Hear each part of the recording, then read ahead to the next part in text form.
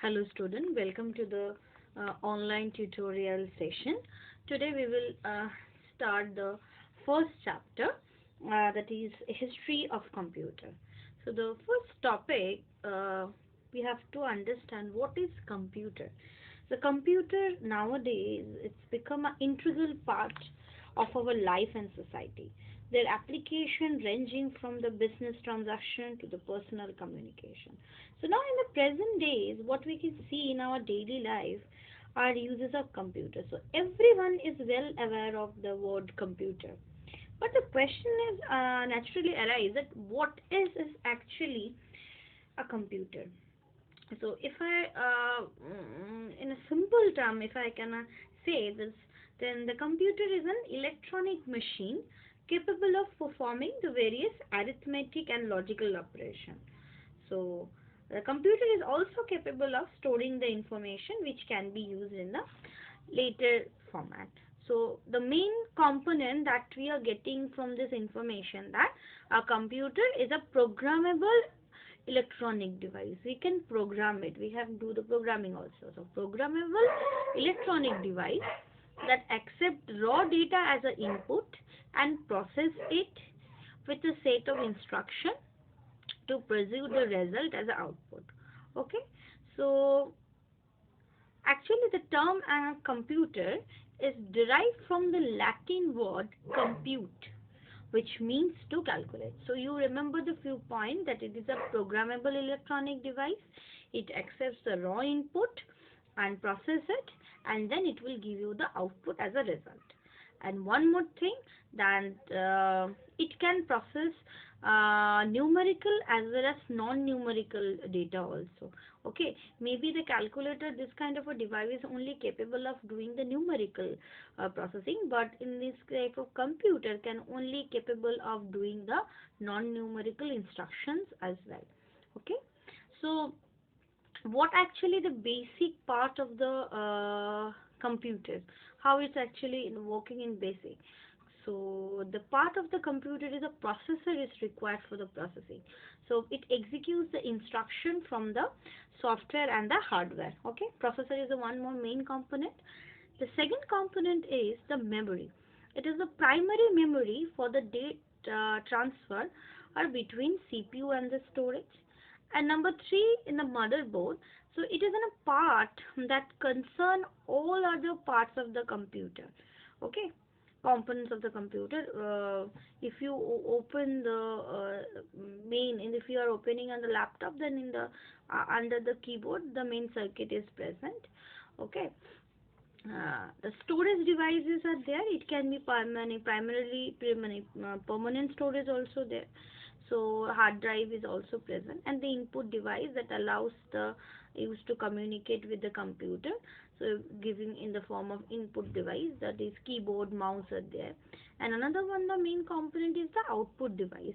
So these are enables to see the output. That is a pretty common one, is the monitor. Okay, printer is also there. So these are actually the main components a computer system must carry: processor, memory, motherboard, one storage device, input device and output device.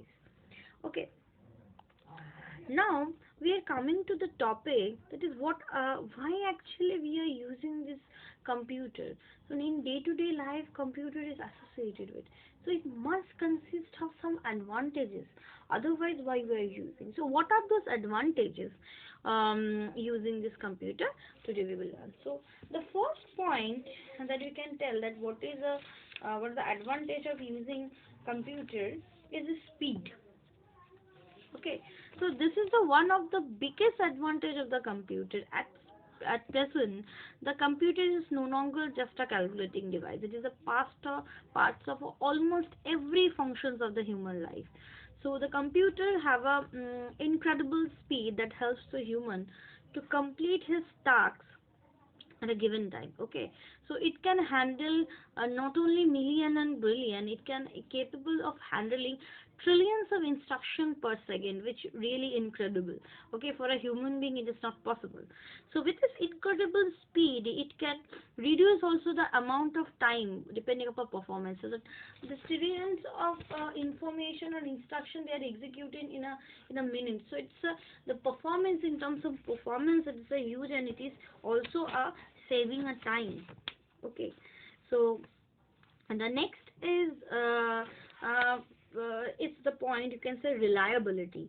Okay, so what is reliability actually? The electronic component in the modern computer are dependable and reliable because they rarely break or fail. So suppose whatever information, instruction it is given to you, that is, every time you giving 2 plus 2 instruction to the computer, every time it will give you the result 4.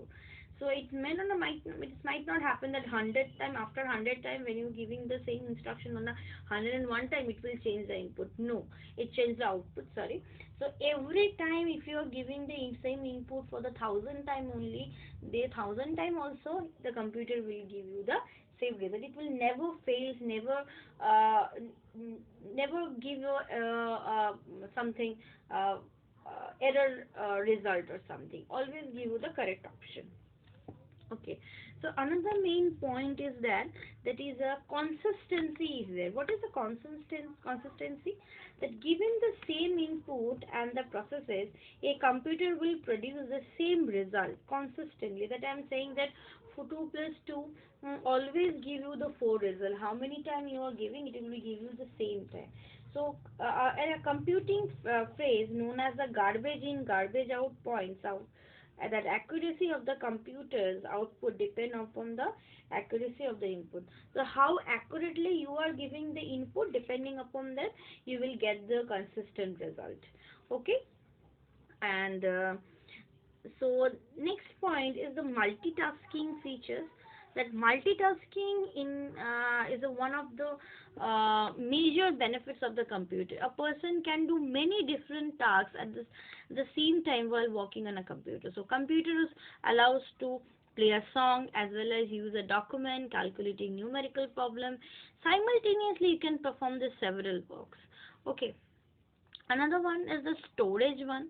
So computer can store and access the vast amount of data or information. The storage capacity of the computer has increased these days compared to earlier. So data can be stored separately for years in the computer. Whenever we require it, after 10, after 1000 year, after 100 year, if you require some data, if it is stored in the computer, you can retrieve, you can use it. Okay. Next one is the data security part.